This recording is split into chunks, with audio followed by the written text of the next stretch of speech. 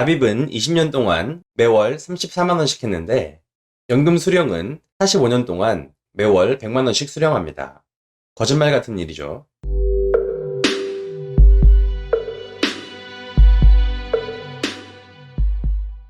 안녕하십니까. 미국 주식으로 부자돼서 조기은퇴하기 쥐리치TV입니다. 오늘은 연금저축펀드로 나스닥 100 ETF 투자하기라는 주제로 말씀드려 보겠습니다. 연금저축펀드 세제 혜택에 대해 자세히 알아보고 매월 34만원씩 20년 동안 나스닥 100 ETF 투자 시 기대 연금 평가 금액을 소개해 드리겠습니다. 마지막으로 55세부터 매월 연금을 100만원씩 수령할 때 몇 살까지 연금 수령이 가능한지 알아보겠습니다. 먼저 연금저축펀드에 대해 알아보겠습니다. 연금저축펀드란 연금저축 계좌에 자유롭게 납입하고 원하는 펀드에 투자하여 연금 재원으로 활용할 목돈 마련이 가능한 상품입니다. 연금저축펀드의 절세 효과는 세액공제 혜택, 수익의 연금소득세율 적용으로 나눌 수 있습니다. 먼저 세액공제 혜택입니다. 1년에 400만원 납입했을 때 연말정산 시 66만원을 돌려받을 수 있습니다. 그리고 연금저축펀드에서 발생한 수익은 당장 과세되지 않으며 수령 시점에 연금소득세율 3%에서 5%를 적용하여 원천 징수됩니다. 이와 같은 절세 효과를 누리기 위해서는 최소 5년 이상 납입해야 하고 연금 수령 기간은 최소 10년 이상으로 설정하여 연금을 수령해야 합니다. 이제부터는 연금저축펀드의 세제 혜택에 대해 조금 더 자세히 알아보겠습니다. 먼저 연말정산 세액공제 혜택입니다. 연봉 5,500만원 이하 시 연금저축펀드의 세액공제율은 1년에 400만원 납입한 도로 16.5%입니다. 1년에 500만원을 납입해도 400만원 곱하기 16.5%인 66만원만 환급됩니다. 그래서 보통 세액공제 한도 연 400만원까지만 납입하는 분들이 많습니다. 400만원을 12개월로 나누면 대략 33만 5천원입니다. 저 또한 34만원을 투자하는데 1년에 66만원을 돌려주니 2개월치 투자는 공짜로 하는 셈입니다. 다음은 꼭 알 필요는 없지만 연말정산 상식을 환기시키는 차원에서 말씀드리겠습니다. 연금저축펀드 세금공제는 소득공제가 아닌 세액공제라는 것입니다. 소득공제는 세율을 곱하기 전인 근로소득금액에서 차감하는 것이고 세액공제는 세율을 곱하고 난 이후의 산출세액에서 차감하는 것입니다. 공제한도액 400만원 곱하기 15%인 60만원을 공제하는 것은 동일합니다.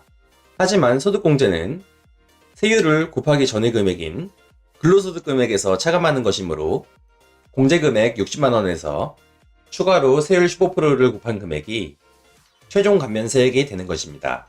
세금공제 혜택 15%가 소득공제였다면 세금은 9만원만 감면됩니다. 이에 반해 세액공제는 이미 세율을 곱하여 계산한 산출세액에서 추가 공제하는 것으로 감면금액이 60만원이 되는 것입니다. 60만원에 지방소득세 10%를 가산한 66만원이 최종 환급됩니다. 동일한 공제율이라면 세액공제 혜택이 소득공제보다 훨씬 좋은 것입니다. 주절주절 거렸지만 어쨌든 연금저축계좌에 연 400만원 납입하면 66만원 정액으로 환급된다는 것이 결론입니다. 다음은 연금수령 시 세금 혜택입니다. 먼저 분리과세 시 원천징수 세율을 보면 70세 미만이 원천징수 세율 5.5%를 적용받고 80세 미만이 4.4%, 80세 이상이 3.3%를 적용받습니다.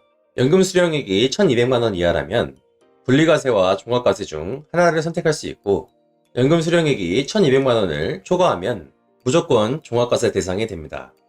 만약 소득이 연금저축펀드 연금소득만 있을 경우 연 2천만원 수령 시 종합과세 실효세율은 2.68%로서 연 2천만원까지는 무조건 종합과세가 유리합니다.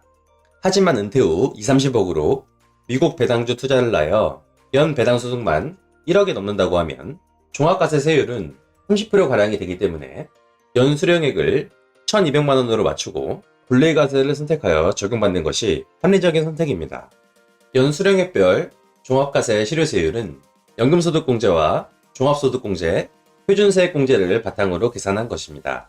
하나하나 설명하려면 영상만 길어지니 영상 게시글에 게시한 블로그 페이지를 참고해주세요. 어쨌든 결론은 타소득 유무와 나이에 따라 다르지만 연금소득에 대한 세율은 최소 0.97%에서 5%대라고 보시면 됩니다.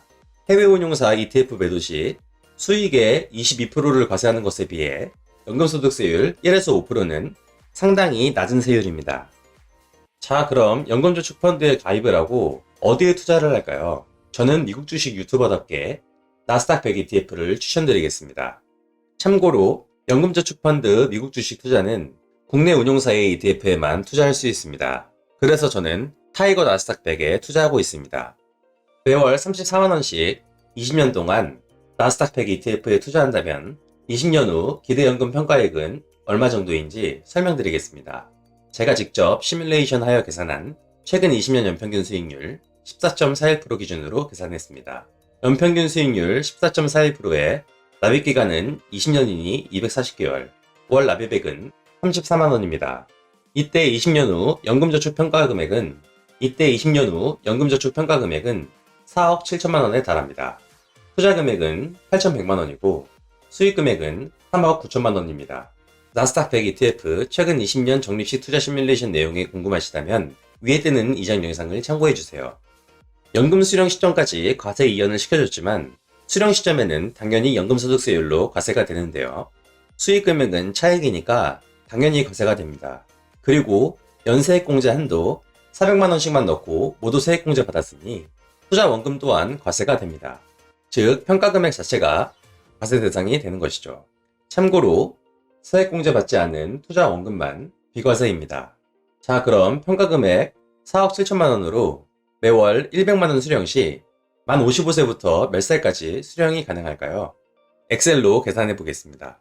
먼저 나스닥 100 ETF를 전액 매도하여 최초 연금 평가액 4억 7,400만원을 확보하고 연금 평가액 전부를 연수익률 0.73%, 연운용보수 0.16%인 국공채 MMF에 투자하는 상황을 가정했습니다.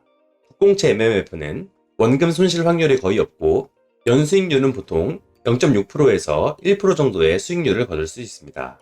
먼저 만 55세 1월에 월 100만원 수령을 개시합니다. 연금 평가 금액은 최초 금액에서 100만원이 줄어든 4억 7,300만원이 됩니다. 또한 연수익률 0.73%를 12개월로 나눈 월 평균 수익률 0.06%를 확보하여 수익 금액은 28만원이 됩니다. 55세 2월 연금 평가액은 직전 연금 평가액에서 1월 수익 금액 28만 7천원을 가산하고 2월 연금 수령액 100만원을 차감하여 4억 7,200만원이 됩니다. 각 연도 12월에는 동일하게 구한 연금 평가액에서 당년도 투자 평균 잔액 곱하기 0.16% 연운용보수를 추가로 차감합니다. 이런 식으로 투자 및 연금 수령을 반복합니다. 99세 9월이 되면 연금 평가금 잔액은 40만원이 되고 99세 10월이 되는 날에 나머지 잔액 40만원을 수령하고 연금 수령이 종료됩니다. 다시 PPT로 돌아와서 월 100만원 수령 시 수령 가능 기간 계산 결과를 정리해 보겠습니다. 나스닥 100 ETF를 전량 매도하여 얻은 연금 평가액 4억 7,400만원을 전액 국공채 MMF에 투자하고 55세부터 연금 수령을 개시하는 상황이었습니다. 이때 연금 수령 연령은 55세 1월부터 99세 10월까지이며 기간으로는 45년입니다. 납입은 20년 동안 매월 34만원씩 했는데 연금 수령은 45년 동안 매월 100만원씩 수령합니다. 거짓말 같은 일이죠. 또한 흥미로운 점은 연금 수령 개시 시점부터 MMF에 투자하여 45년간 6,200만원이라는 수익이 추가로 발생하면서 총 수령액이 5억 3,700만원이 되었다는 것입니다. 참고로 이전에는 연금 수령 개시를 신청하면 확정된 연금 평가액으로 ETF에 투자를 지속하는 것이 불가능했습니다. 하지만 연금 수령 개시 이후에도 ETF를 계속해서 투자할 수 있게 하는 것으로 바뀌고 있습니다. 만약 연금 수령 개시 이후에도 국공채 MMF가 아닌 나스닥 100 ETF를 꾸준히 보유하면서 연금을 수령한다면 국공채보다 더 긴 기간에 더 많은 금액을 수령할 수 있을 것이라고 생각합니다. 시청해주셔서 감사드립니다. 영상이 유익했다면 구독과 좋아요 부탁드립니다. 감사합니다.